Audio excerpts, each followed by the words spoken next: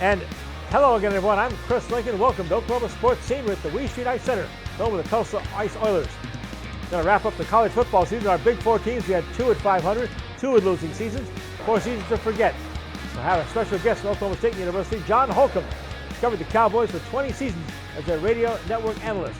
Then James Hale, he's the man who's covered OU football since the 1970s. He'll join us to talk about what happened to the Sooners season, their first in the SEC. And Michael Knight will be here to preview the high school football championship. Gold balls at stake at UCO in Edmond, Oklahoma this weekend. And we'll have our Remington report from Dale Day in Oklahoma City. But first, let's review the final weekend of the college football season for our area teams. Got to a really bad start on Friday as Oklahoma State played at Colorado. Took an awful beating up there, the worst, in fact, in the Mike Gundy era, losing 52-0 on Friday to Colorado.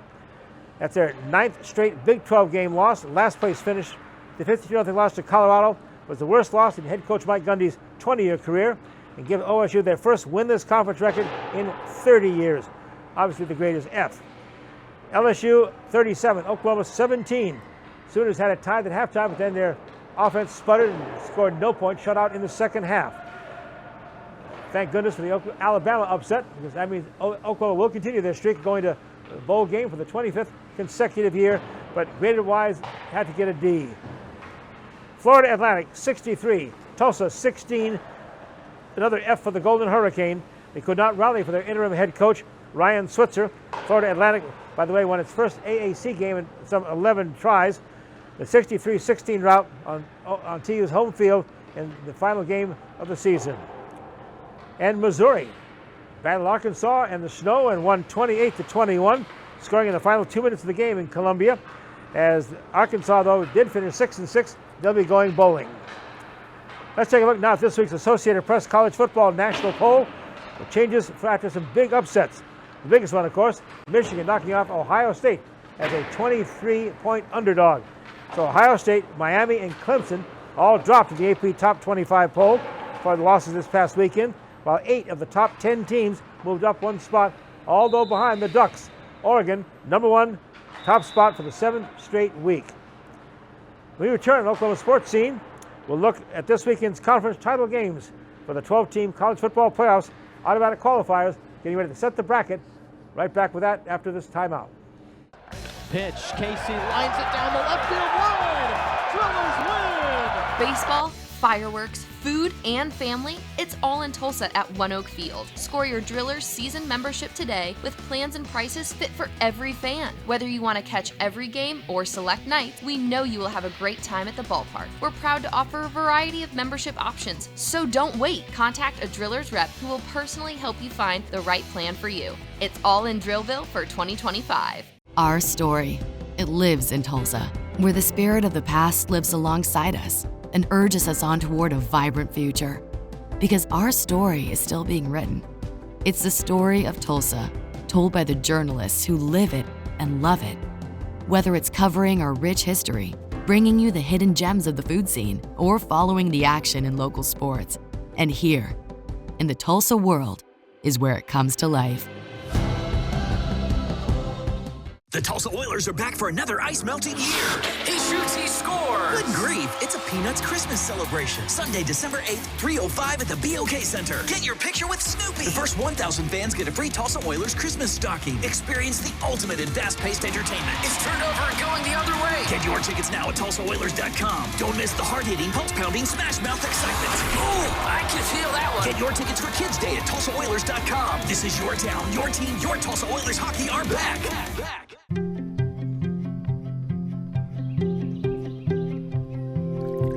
As the sun rises over eastern Oklahoma, we are devoted to one thing: improving the health of our communities, our home.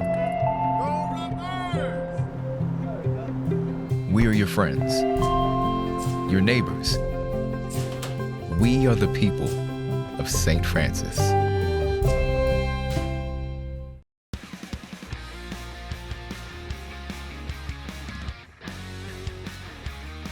And we welcome you back here on Oklahoma Sports Scene at the Wee Street Ice Center here in Tulsa, Oklahoma. Right now we're going to take a look at the Tulsa World Hot Topics.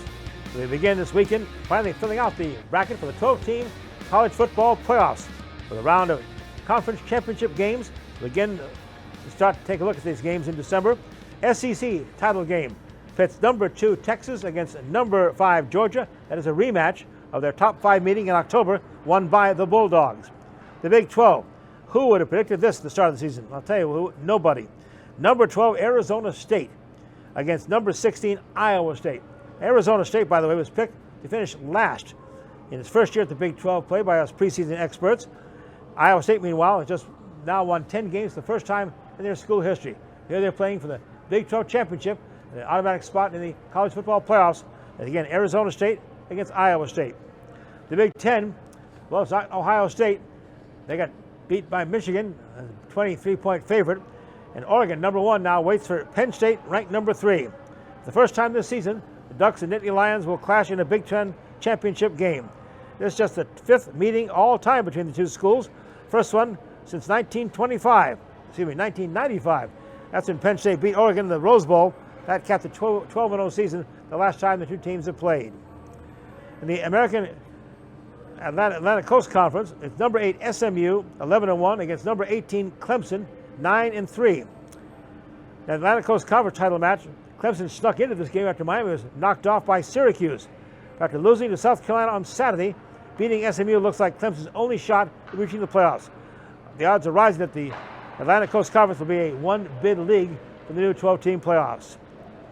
Well, Army is the host team in the American Championship, taking on Tulane. Army 10-1, Tulane 9-3. Army a perfect 8-0 though in the American Athletic Conference. The Black Knights will be watching the scoreboard as well, hoping for an upset in the Mountain West. Now with a Boise State loss and the Army beating Tulane, Army would have an argument for being one of the Group 5 picks for the national playoffs. And of course, they shall have Navy on December 14th. In the MAC, it's Ohio 9-3 at Miami of Ohio 8-4. Both teams are on a roll. Ohio has won 5 straight. Miami has taken 7 in a row. These teams met on October 19th. Red Hawks scoring a 30-20 win. Miami looking for back-to-back MAC titles for the first time since 74-75, while Ohio aiming for the program's first league crown since 1968. Mountain West Conference Championship pits number 19 Nevada Las Vegas 10-2 against Boise State 11-1 on the blue field in Boise, Idaho. Boise State is in the playoffs with a win, maybe even as a top 4 conference champion. The other 2 championships, conference titles, nothing to do with the playoffs, but Sun Belt Conference. 9-3 Marshall is playing at Louisiana Lafayette 10-2, and Conference USA will decide their title between Western Kentucky and Jacksonville State, both with 8-4 records. Continuing our Tulsa World Hot Topics, good news, the state of Oklahoma does have one winning football team that's made the playoffs. It's the University of Central Oklahoma Broncos of Coach Adam Durrell. UCO went to Big Rapids, Michigan this past weekend for Division II semifinals. Didn't have a great game up there in the snow. Lost to the number 1 seed Forest State. But it was a historic season for the Edmond, Oklahoma team, winning its first MIAA conference title and making the Division II playoffs for the first time since 2003. Tulsa Ice Holders are now 12-5 on the season and near the top of the ECHL West Division. They took 2 out of 3 from Kansas City last week. Included in that 3-game series was the annual Teddy Bear Toss game. It drew a crowd of almost 15,000 to the BOK. Voters this weekend will now host Tahoe Night Monsters, their first visit to Tulsa. They have a game Saturday at 7:05, another one on Sunday afternoon at 3:05. Welcome back to wrap up a historically bad Oklahoma State football season with John Holcomb. And ask John what's ahead for the Cowboys in 2025. Right back on Oklahoma Sports Scene.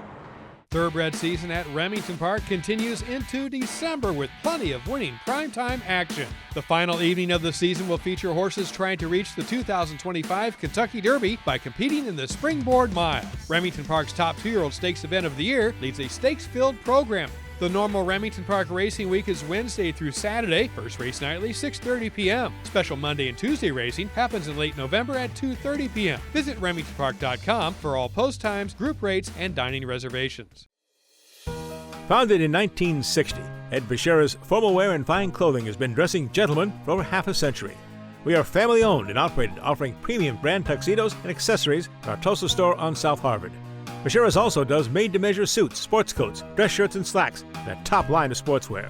We do tailoring on-site to assure the perfect fit so you will look your very best for that special occasion. Ed Bashira's Formal Wear and Fine Clothing, an Oklahoma tradition. The Oklahoma Sports Hall of Fame, home of the Paycom Jim Thorpe Award, is a treasure trove of memorabilia honoring Oklahoma sports legends. For museum hours or to schedule a tour, go to oklahomasportshalloffame.org. Our story. It lives in Tulsa, where the spirit of the past lives alongside us and urges us on toward a vibrant future. Because our story is still being written. It's the story of Tulsa, told by the journalists who live it and love it. Whether it's covering our rich history, bringing you the hidden gems of the food scene, or following the action in local sports. And here, in the Tulsa world, is where it comes to life.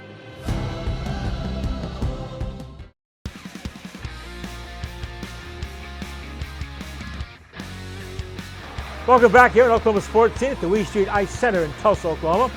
Well, the Oklahoma State Cowboys have just finished a historically bad season with a 52-0 loss at Colorado this past Friday. That was head coach Mike Gundy's worst defeat in his 20 seasons at OSU. The Pokes also, their winless streak at 9. It's now 0-9 in the conference, Big 12. They haven't been winless in a conference schedule in 30 years. John Holcomb just finished his 20th season as a color analyst on the Cowboys Radio Sports Network. I asked John just what went wrong with the Oklahoma State Cowboys in 2024. Let's break it down from like the coach's X's and O's standpoint. The first thing is you had a quarterback in Alan Bowman who did not perform as well after the Tulsa game as he had coming down the stretch last season when everything seemed to come together. The running game was great. You had an offensive line while the starters were all 60-year seniors, a lot of experience, but by the time you play that much college football, you don't have as much tread left on the tire. Let's just be honest about it. So there was that, and you had some guys playing with lingering injuries that they battled on and off over their careers. The biggest thing to me, though, was you lost two of your best players, if not your two best players, in Colin Oliver and Nick Martin, the All-American candidates. I mean, they covered up a lot of deficiencies on the defensive side just from a talent standpoint in certain areas. And you think about what Nick Martin did last year, those 140 tackles that he was all over the field, and other guys may have been out of position or beaten by a man just in a one-on-one situation. And all of a sudden Martin comes by and makes a great play. So those are the X's and O's part of it. But there was something else missing, Chris, the chemistry where they all bonded after that bye week last year before they beat Kansas State, made the run to the Big 12 title game. Right. It just didn't feel the same. And you can say, well, that's obvious because they weren't winning games, but that was a thing. I would say this, though, and we talked about it on Blitz on Sunday night, that Ollie Gordon and Brennan Presley, they're not the only two guys who deserve a lot of credit coming out of this tough season, but they deserve to be talked about. Ollie especially, because you've seen a lot of guys, Chris, in college football these days just kind of check out and get ready for the pros. Ollie could have done that. And you could argue he's lost a lot of money by coming back in terms of contracts in the NFL and everything because he didn't have a great year. But he was there Friday in Boulder, encouraging teammates coming off the field, even his backups and everything, just trying to keep everybody in as good a frame of mind as possible. And then we all know about the Bixby native, Brennan Presley. All he's done is just come to work and be consistent and be a contributor. So those two guys, I feel bad for them, but it's a team game. I feel bad for all of them. It just didn't work the way that we hoped it was going to work. And John, at the start of the season, like so many people, I picked Oklahoma State to win the Big 12. I mean, 20 of 22 starters back, best offensive line back, the veteran experienced quarterback back, and he said it just didn't come together. Yeah, and you look at the league, and who could have predicted that the team that was picked last in the Big 12 is going to play for the conference title in Arizona State? And you got another team in Iowa State. I mean, Iowa State under Matt Campbell has been a very tough team to deal with, but they get almost there and not quite over the hump. Well, they beat Kansas State the other night. That's the first 10-win season in program history for them. And so they're going to get in, and they and Arizona State are going to decide it. And it's going to be a lot of either kind of a cardinal red or a garnet red and gold going on out there in Arlington. Well, I felt for Coach Gundy. He has kind of bared his soul and said he hates to do it because I know he wanted no part of this buying players. But he's come to the realization he's got to buy some players to turn this thing around in the portal that's opening up pretty soon. You're right, and it's not like they didn't pay anybody. Ollie Gordon made some money. Now, not, as we were saying earlier, not nearly the same amount that he could have gotten from the NFL, from a team, if he'd gone in the draft last year after that terrific season. But yes, I mean, Mike has been very vocal in the last couple of years about, hey, this is going to ruin college football if we don't watch it. But he also understands, to be viable and be successful, that you have to open up the checkbook and try to be as competitive as possible in that area. And we'll see where OSU is in that department, because it's not, OSU is not in a situation at the moment where there is a whole lot to be able to go ahead and parcel out to all of the areas that you need. I know I'm dancing around the fact that they don't have as much money as some schools, but that could be said for a lot of other schools too. Well, you have to wonder, what changes will Mike make? Everybody seems to kind of take for granted he's got to get new coordinators and new staff people. And what are your thoughts on that? Well, I think it's inevitable that you'll see at least one coordinator change. I've gotten to know Brian Nardo, the defensive coordinator, a little bit over the course of the last 2 years, and obviously this was his first Division I job, and it really did not go well down the stretch. And you can go back to the injuries and say, well, he wasn't dealing with a full deck here, but the Cowboys were last in total defense in the Big 12. They gave up 500 yards a game. They gave up 35 points a game this season. And those numbers just aren't going to cut it. So, I think that if you looked toward that side of things, then you could obviously understand a move. Casey Dunn on the offensive coordinator side, Casey's been with Mike. He's the longest tenured staff guy. I think he's been there since 2011 that have been there with Mike. And obviously there have been other seasons where you're like, wow, Casey Dunn's a genius. But how many offensive coordinators have you heard fans talk about in such extreme ways, just depending on outcomes? They struggled this year. And I think the telling point is that Mike said, and he said it again Friday, and he said it several times after games this year, I didn't really like the plan. And I'm paraphrasing there, but I didn't really like the plan. And so that's kind of a telltale sign that potential changes are there. And of course, a lot of pressure on Mike Gundy. Everybody seems, obviously not for his job, but he seems to be safe. He's an absolute legend there, but had to be a tough year on Mike. And I loved his resolution. He said, I'm not going to end this way. And he sounds like he's fired up for 25. I think he is, because, you put him in a corner, and that's usually where he's done his best work. When the years have come where the expectations were high, kind of like this one, then, then fans just want to take them even a little bit higher. And so the potential for the disappointing season has been there. Some would say potentially underachieving season. I don't know if I'd go, this season's, you throw this one out because this one obviously was a bad one. But in the history of Mike Gundy's tenure as head coach, I expect them to bounce back, and I expect them to bounce back in a very significant way. But it's all tied, Chris, to the money and who you can get and who you can get early in the portal. And I think we're going to find out a lot about Cowboy football moving forward in the next 2 weeks. John Holcomb, 18th season in basketball with the Cowboys, just finished 20th season with the Cowboy football team. And it's still possible, John, 29 years, KOTV, the News on 6, a sports guy. My gosh, you never age either. It's really irritating. Well, I appreciate that. And Chris, you know what it's like. It's the Big Al Jerkins, our good friend. Yeah. You call the sports department, the toy department in local TV, and he is dead on with that. So how that if we could be doing things that would take a much bigger toll on us in a lot of different ways. So been very blessed, and been very blessed to be around guys like you, and to be able to spend that much time in one place is tremendous. And thank goodness my wife has only known the one schedule that I have, that afternoon and late evening type of thing, because we met when I was doing that in Lawton. And so she doesn't know what it's like for me to be 9 to 5, and she probably appreciates it. Well, John, thanks for joining us. And we're going to talk about what's happened to the Sooners, too, and their season didn't live up to what they thought they would either, and that's coming up next on Oklahoma Sports Scene.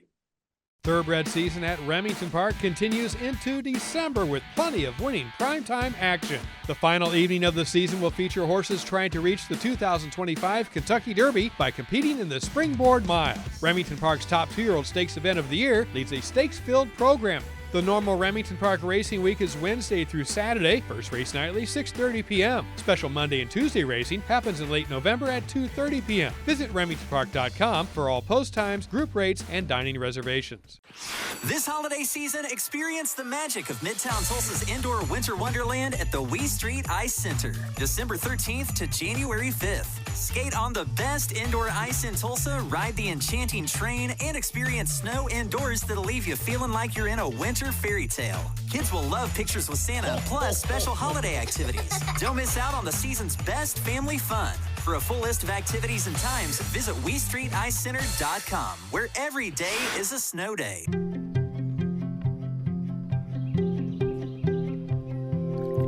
As the sun rises over eastern Oklahoma, we are devoted to one thing: improving the health of our communities, our home.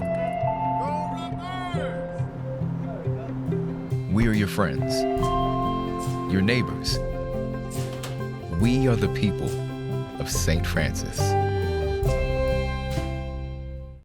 Pitch, Casey lines it down the left field line. Drillers win! Baseball, fireworks, food, and family, it's all in Tulsa at One Oak Field. Score your Drillers season membership today with plans and prices fit for every fan. Whether you want to catch every game or select nights, we know you will have a great time at the ballpark. We're proud to offer a variety of membership options, so don't wait. Contact a Drillers rep who will personally help you find the right plan for you. It's all in Drillville for 2025.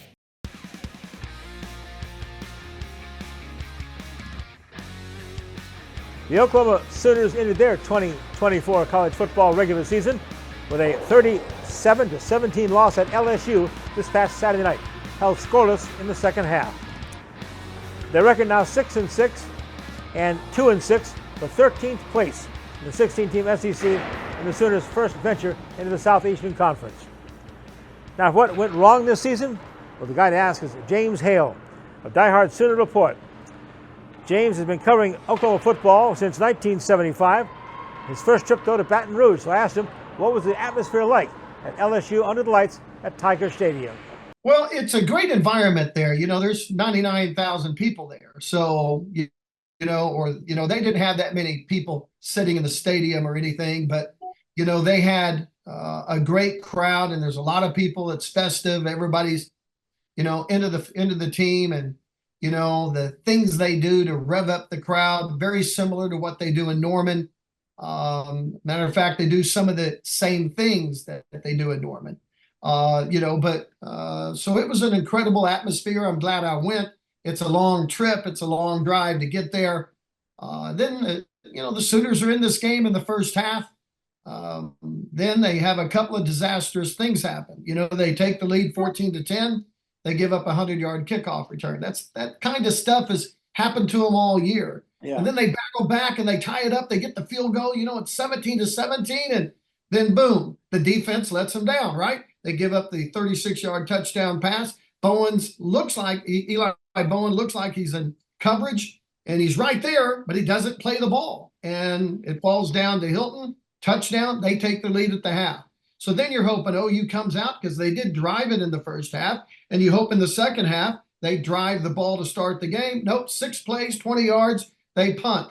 And then LSU goes 90 yards, and they get that touchdown with Hilton running the post route, beating Bowen again, and all of a sudden the game is a 2-touchdown affair. And with this offense the way it is, you don't really think OU is going to be able to come back in the game, right? So they don't, and that's disappointing. So they end up 6-6. I don't think the Alabama game is an aberration. I really think that OU played up to their potential against Alabama and beat Alabama on that day.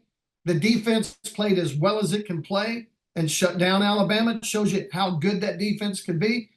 But it wasn't quite as good against LSU. And LSU goes vertical, and they were able to burn Oklahoma. and OU's offense couldn't duplicate the amazing running game they had against Alabama, against LSU, because LSU had already seen what OU was going to do. And so they were able to stop it. So that's the disappointing thing. And OU ends up 6-6 overall, 2-5 in the SEC. And at least they get more practices for the bowl game. And so, and at least they're going to a bowl. And that's the positive thing about this year. Yeah. How do you analyze it all in all, James? I know at the start of the season, we all had concerns about an offensive line, about a inexperienced quarterback, about 2 new coordinators. And it was a tough road for the Sooners, much worse than we thought it was going to be in the SEC. Well, they lost their whole wide receiving core, and they lost 4 guys in the offensive line that would have played huge roles for them. And that's just hard for any team to overcome. But the dismissal of Seth Luttrell set the program back, right? I mean, you fire your offensive coordinator halfway through. That's a Sooner legacy and means a lot to the program, but it doesn't work out. And that's because of the wide receivers. It's because of the offensive line, and Seth couldn't solve it, especially with the rookie quarterback. So then you go all the way back to Dillon Gabriel. Should you have done more to get Dillon Gabriel to come back? And he wouldn't have done as well as he's doing at Oregon, but he would have handled the situations better than Jackson Arnold and Michael Hawkins did. So it's been a disaster of a year offensively. Nothing's gone right for him. Losing the wide receivers, the freshman wide receivers didn't fire, so you don't know if they're good or not. The tight ends didn't fire either. I mean, Bauer Sharp, the play he made against LSU will go down in lore as one of the most worst plays ever, right? When he's, so when you've got, when you've got an offense that had so much potential at the beginning of the year, you knew the offensive line would take a while, but you trusted Bill Bedenbaugh. But even Bill has trouble working with an offensive line that loses their 2 best young offensive linemen, and Sexton and Taylor. And, you just end up not in a position where the offensive line could excel. So that was a bad thing. And now Brent's going to have to hire a coordinator. You hope you get some momentum with the hire. You hope Arnold and them, and I think Arnold's going to come back. I think he wants to, but he's got to sit down with the offensive coordinator. And that's the first guy, whoever that guy is going to be, is going to sit down with is Jackson Arnold and Michael Hawkins and see where everybody stands. And so there are some things that are up in the air just because we still have meetings that have to take place in the future here. Well, I know it meant a lot to OU and the fans that now for the 25th consecutive year, second longest streak in NCAA, the Sooners are going bowling. Have we figured out where they're going to go bowling? And really, it's now controlled totally by the SEC, though, right? Yeah, and there's different bowls now, right? I mean, with the tie-ins when they were in the Big 12, we kind of had an idea where they were going, right? But, so many years of going bowling in the Big 12, and you kind of had now you can kind of look at it. People have talked about the Gasparilla Bowl, and there's a bowl in Vegas, and there's a bowl in Houston, and you still have the bowl in Memphis, and so those bowls. I just don't know where OU's not very high on the SEC pecking order. So other teams are going to pick off whatever the best bowls are, and we'll see where OU ends up going. The best thing about the bowl, those situation, are the 15 practices OU's going to get. Right, yeah. That's basically a spring practice in the month of December. And this team needs all the practice they can get.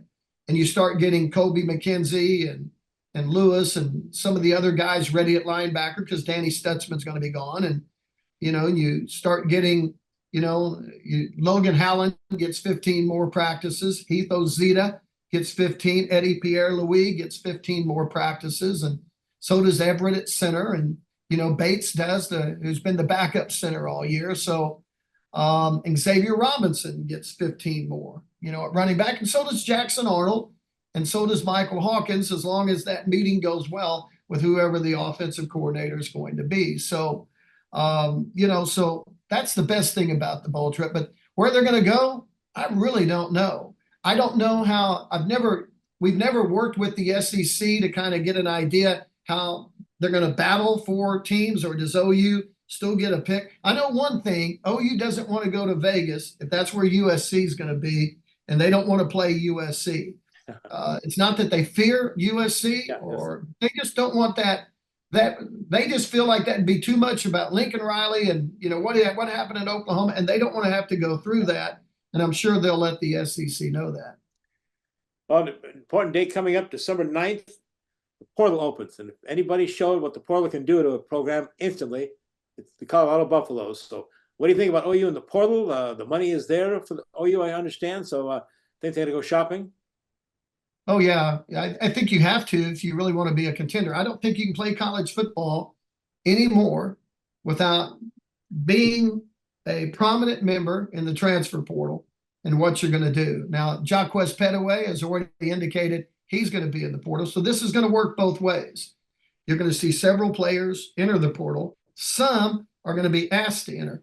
Brent made a very interesting statement both at his press conference and in his postgame the other day when he said that in today's time, it's going to be in today's time, you are in a situation where, especially with the pay coming in the NCAA, you're going to have your rosters cut down to 105.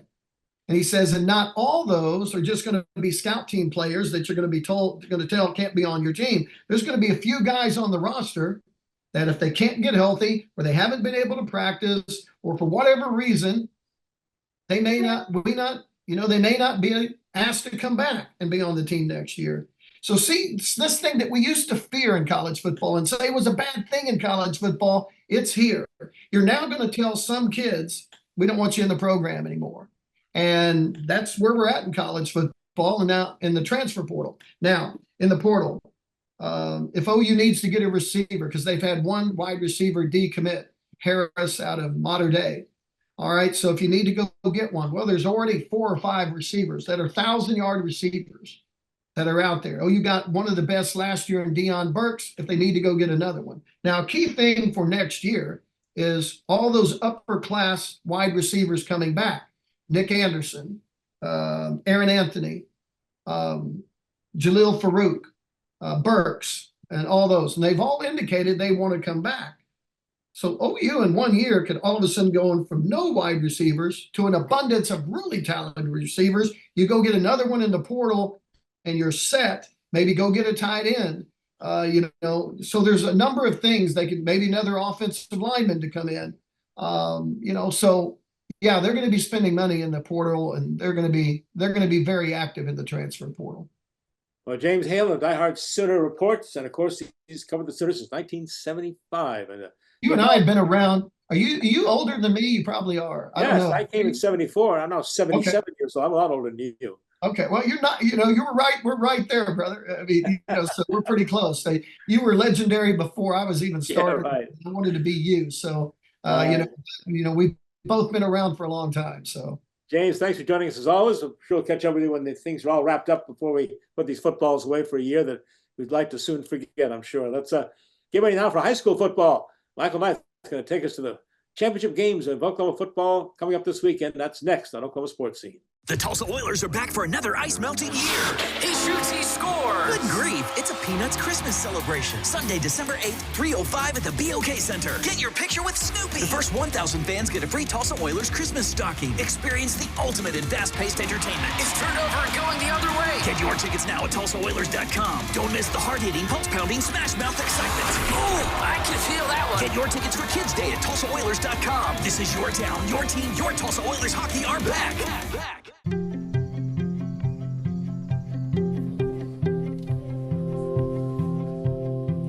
Around the clock, throughout eastern Oklahoma, we are devoted to one thing: improving the health of our communities, our home. We are your friends, your neighbors. We are the people of St. Francis. Baseball, fireworks, food, family. It's all in Tulsa at One Oak Field. Score your Drillers season membership today with plans and prices fit for every fan. It's all in Drillville for 2025. Our story, it lives in Tulsa, where the spirit of the past lives alongside us. and urges us on toward a vibrant future. Because our story is still being written. It's the story of Tulsa, told by the journalists who live it and love it. Whether it's covering our rich history, bringing you the hidden gems of the food scene, or following the action in local sports. And here, in the Tulsa world, is where it comes to life. Founded in 1960, Ed Bashira's Formal Wear and Fine Clothing has been dressing gentlemen for over half a century. We are family-owned and operated, offering premium brand tuxedos and accessories in our Tulsa store on South Harvard. Bashira's also does made-to-measure suits, sports coats, dress shirts, and slacks, and a top line of sportswear. We do tailoring on-site to assure the perfect fit so you will look your very best for that special occasion. Ed Bashira's Formal Wear and Fine Clothing, an Oklahoma tradition.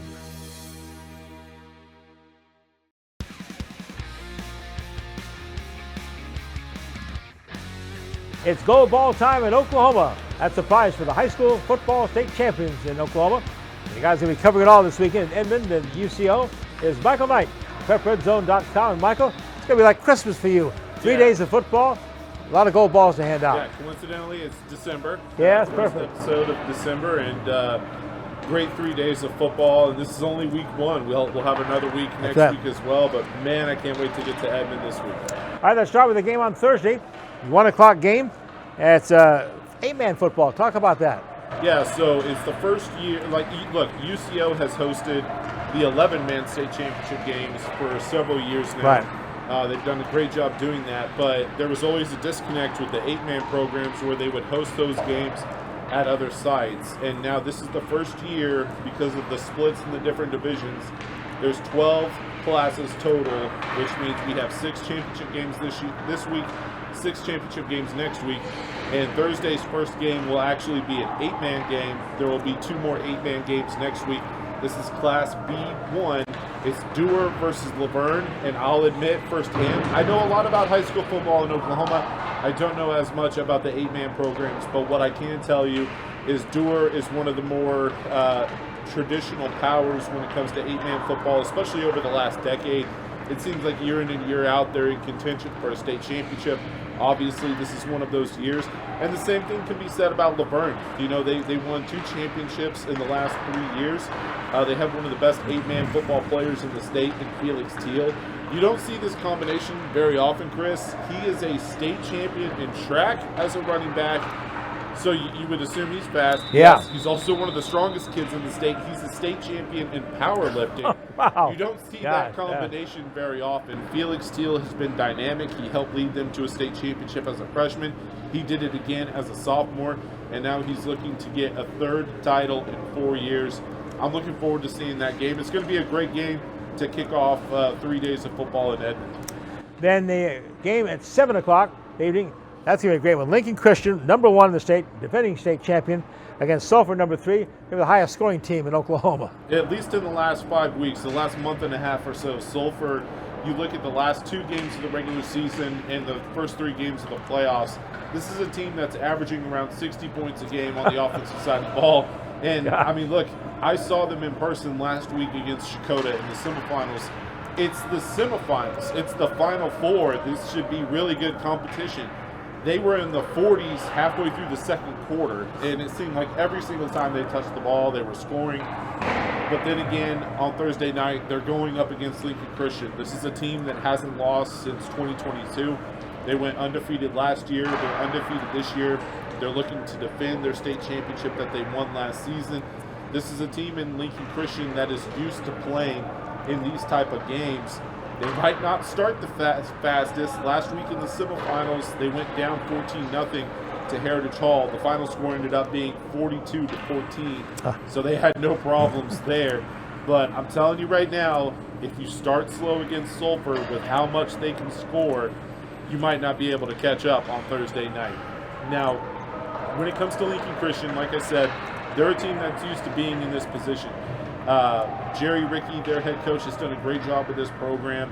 I wasn't so sure coming into this season if they would be able to make it back to Edmond. I knew their defense was going to be special, but their offense lost so much production and experience from last year's championship team. They lost not 1 but 2 1,000-yard rushers. They lost a 2-year starter at quarterback and the majority of their offensive linemen. So I wasn't sure. what they were going to be, and they have had no problems. They answered any questions earlier in the season when they beat Heritage Hall on the road. They've been excellent all year. They're the top team when it comes to Class 3A football over the last decade or so. And then when you talk about Sulphur, Chris, you followed high school football in Oklahoma for decades now. There is nothing like small town community football. Friday Night Lights. And look, it's not just Oklahoma, it's all over the country. Sure, right. And when you talk about Sulphur, this is a team and a program and a community that it all revolves around the football program. And when you talk about Sulphur in particular, they had the tragedy back in the spring with the devastating tornado. So not only does football mean just a little bit more in Sulphur, it means more so now. I expect the entire, I don't know what the population of Sulphur is, but I'm assuming every single body from Sulphur will be in Edmond, Oklahoma on Thursday night cheering on. It's the battle of the Bulldogs. Lincoln Christian Bulldogs and Sulphur Bulldogs. Either way, a Bulldog is going to be a champ. And Lincoln Christian with how many wins in a row right now? Yeah, 27 in a row. They went undefeated last year. They're looking to go undefeated again this year. It's going to be a great game. Two great teams, two great programs, and I'm looking forward to it.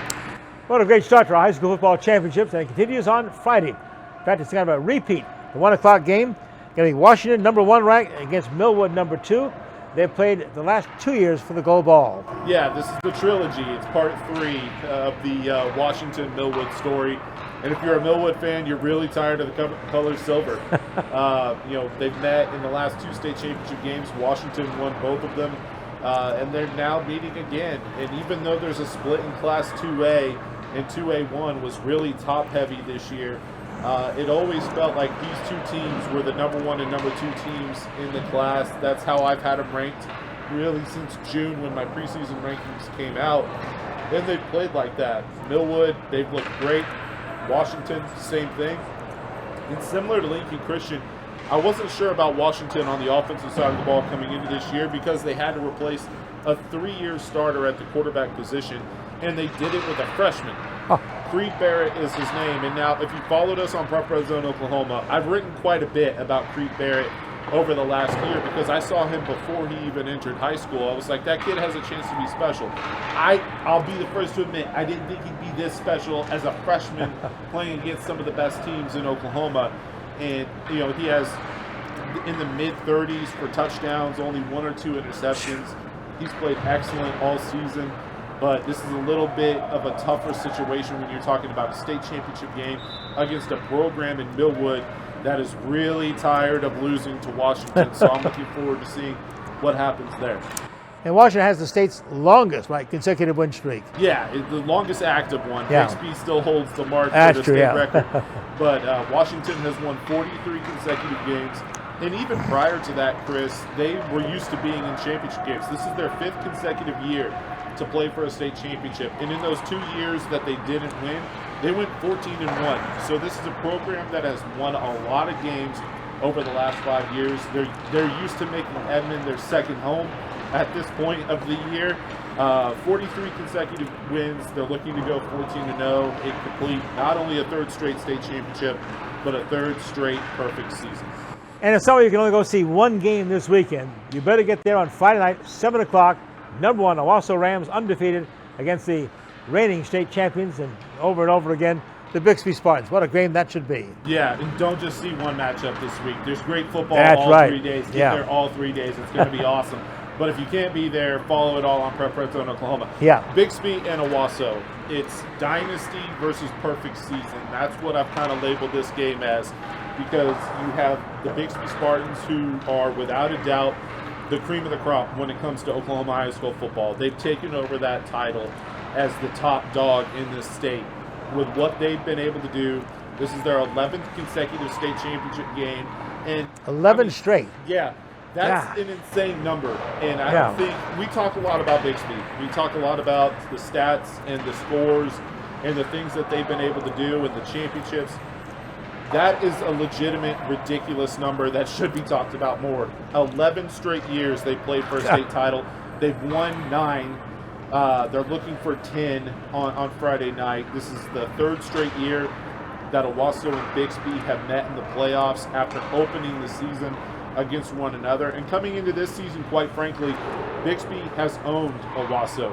And this season, that series and that rivalry turned things around when Owasso made a statement in week 0, beating the Spartans, and then they made another statement the following week by beating Jinx on the road. They've been the top dog in 6A1 really ever since then. But when you're talking about a state championship game, when you talk about playing under the lights in Edmond, there's something about the Bixby Spartans. Owasso's been the top team. I've said it almost week after week. Yeah. They're the top team in 6A1. But there's something different about Bixby in December. I'm also looking for a perfect 13-0 record, but history can be made by the Spartans, 7 straight titles now? Yeah, they've won 6 straight. They're looking for 7 in a row, and if they do that, they'll be the first 11-man program in state history to win 7 consecutive state championships. Again, what Lauren Montgomery has done with this Bixby football program is absolutely amazing. Saturday, the 2 games wrap up the first week of the high school football championships. It starts with history being made because, of course, it's the very first time we've had competition 2A2 for a state title. Yeah, with the split in the smaller classes, Class 2A, Class A, and Class B, we have the first ever state championship game in 2A2, and it's kind of fitting that it features Davis and Vian, 2 of the better 2A programs over the last couple of decades. They're meeting for the state championship there. Vian has been number 1 in that class all season. They have, in my opinion, one of the best players in the state in junior running back Mason Wright. He is so dynamic in everything that he does on the football field. He's a one-man wrecking crew, and I'm looking forward to seeing him again for the second time in person coming up on Saturday. And for Davis, it's a similar story to Sulphur, where this is a community that loves their football program. They're hungry for football, they're hungry for successful football, and they're back in the state championship game for the first time in a decade, and they're looking to make the most of the opportunity.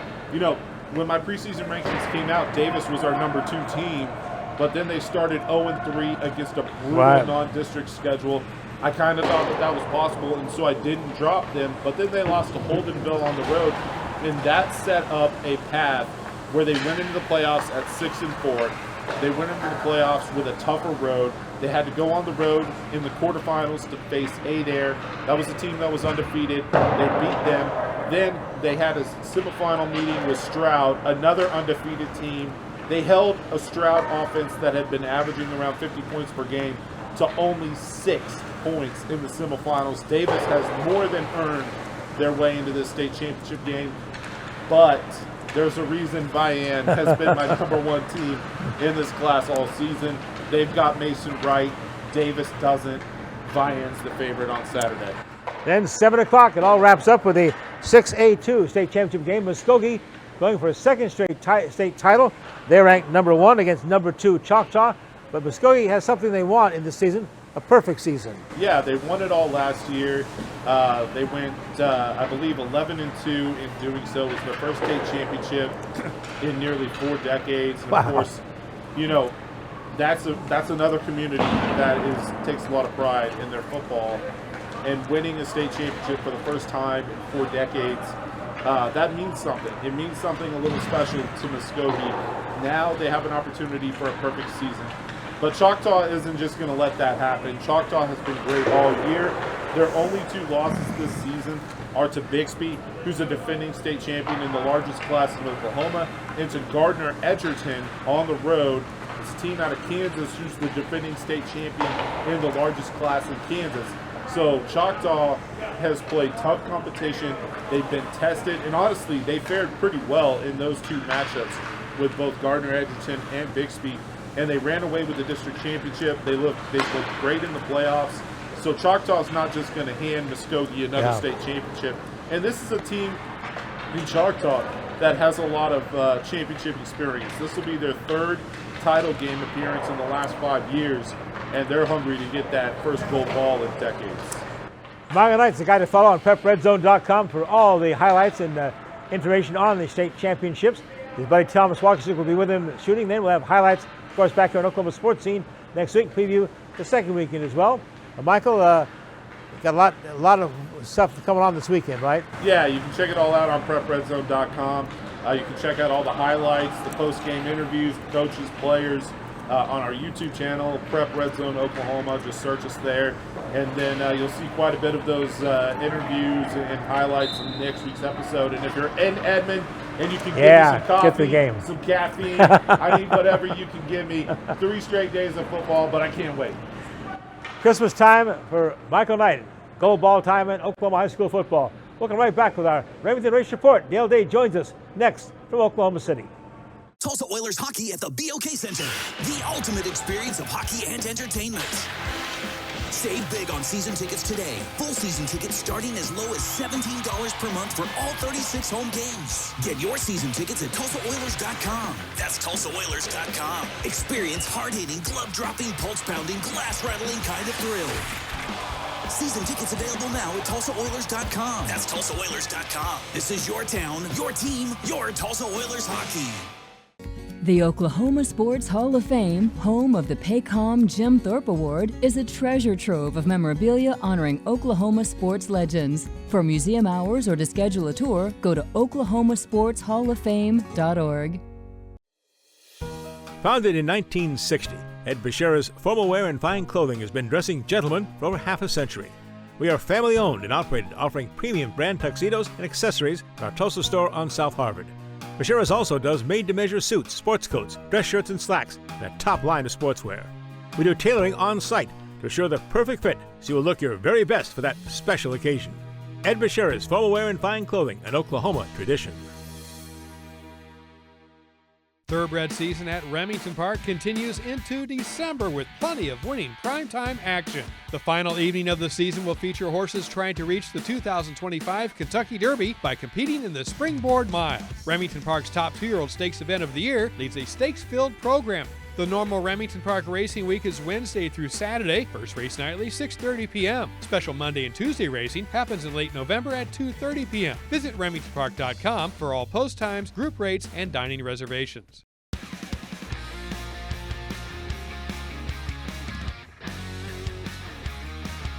The Remington Park Thoroughbred season now moves into December and the final dates of the season. Recently, a special winning experience was provided for a young jockey from Bonita, Oklahoma. In the 4th race on Monday, November 25th, Devious Diva, number 2, provided a great run under apprentice jockey Ronnie Huckabee, who took a lead into deep stretch. Up by a little more than 2 over Rebelina, now 3rd. Devious Diva is 4th in the early going, and then a gap of 6 back to Collins Julie after the slow start. Now almost 10 lengths from the front runner as they move up the backstretch. And that front runner is Stormy's Revenge by almost a full length. Rebelina moving to the outside now, taking over second away from Delas Tequila. Devious Diva is 4th, 2.5 off of it. And again, still well back to Collins Julie. 23.39 for the opening quarter miles. They fly into the turn up front. It is Stormy's Revenge to the inside. To the outside, Rebelina. They've hooked up, and they are 3 clear of Devious Diva, who now moves into 3rd. Backing up to 4th, to last Tequila. Collins Julie, nothing at the back there as they pass the quarter pole, off the turn, top of the stretch, wide down to the middle. Here comes Rebelina, but taking the shorter path up the rail. That's Devious Diva with a sharp move. Devious Diva and Rebelina hook up now as backing out of it is Stormy's Revenge. Race on inside the furlong pole to the inside. Devious Diva to the outside. Rebelina trying to answer one more time. Devious Diva with that ground-saving move will go ahead and get it done by almost a full length. Devious Diva, owned by JT Stables of Tontytown, Arkansas, and trained by Boyd Castor, gave Huckabee his first career victory and just his 5th racing attempt. After the photos were taken in the winner's circle, Huckabee was greeted by the rest of the jockey colony as he went back to the room, and they began the special welcoming process of bringing him into the ranks of winners. That process included being dunked into the water tubs in the paddock and dousing with baby powder. Huckabee is just 18 years old and a senior at Bonita High School. In past segments here, we have highlighted local stakes winners Mr. Omaha and Jolly Samurai as a top local pair to watch in the Springboard Mile coming up on December 13th. Nominations are coming out now for the top 2-year-old race of the season. Others who have won this season at Remington Park that could go in the big race for the 2025 Kentucky Derby qualifying points include Blue Angel, an impressive maiden winner here on November 18th over a sloppy racetrack. Brooklyn Alley Cat, a 2-time winner this season, including an allowance score on November 25th. And one more that could go into the Springboard Essay, an allowance winner here on November 16th. The Springboard Mile, the top 2-year-old stakes race of the season, coming up on the final night of the season, December 13th. Just 7 more race dates remain this season at Remington Park, Wednesday through Saturday, December 4th through 7th. The first race nightly at 6:30 p.m. Then December 11th and 12th will begin at 6:30 p.m. also. Then the final night of the season, Friday, December 13th, Springboard Mile Night. First race that evening at 5 p.m. In Oklahoma City at Remington Park, I'm Dale Day. Now back to Sportscene. And again, just 2 more weekends of live thoroughbred racing at Remington Park in Oklahoma City. So get out there and enjoy the ponies. We're coming right back to more of our Oklahoma Sports Scene show. Tell you what's coming up next and some special guests next week. Right back. Pitch. Casey lines it down the left field line. Drillers win. Baseball, fireworks, food, and family, it's all in Tulsa at One Oak Field. Score your Drillers season membership today with plans and prices fit for every fan. Whether you want to catch every game or select nights, we know you will have a great time at the ballpark. We're proud to offer a variety of membership options, so don't wait. Contact a Drillers rep who will personally help you find the right plan for you. It's all in Drillville for 2025. The Wee Street Ice Center, the coolest place in town, is the only place you can skate like the pros. With 2 rinks, there's always time to strap on the blades and hit the ice. The Wee Street Ice Center at 43rd and Yale is your family fun destination. Try out the game simulator rooms or hit the arcade. When you get hungry, grab a bite at Puck's Sports Bar and Grill with delicious food, great drink specials, and more. It's Midtown Tulsa's coolest entertainment center. Wee Street Ice Center, the coolest place in town. Come get your skate on. Our story, it lives in Tulsa, where the spirit of the past lives alongside us and urges us on toward a vibrant future. Because our story is still being written. It's the story of Tulsa, told by the journalists who live it and love it. Whether it's covering our rich history, bringing you the hidden gems of the food scene, or following the action in local sports. And here, in the Tulsa world, is where it comes to life. The Oklahoma Sports Hall of Fame, home of the Paycom Jim Thorpe Award, is a treasure trove of memorabilia honoring Oklahoma sports legends. For museum hours or to schedule a tour, go to oklahomasportshalloffame.org.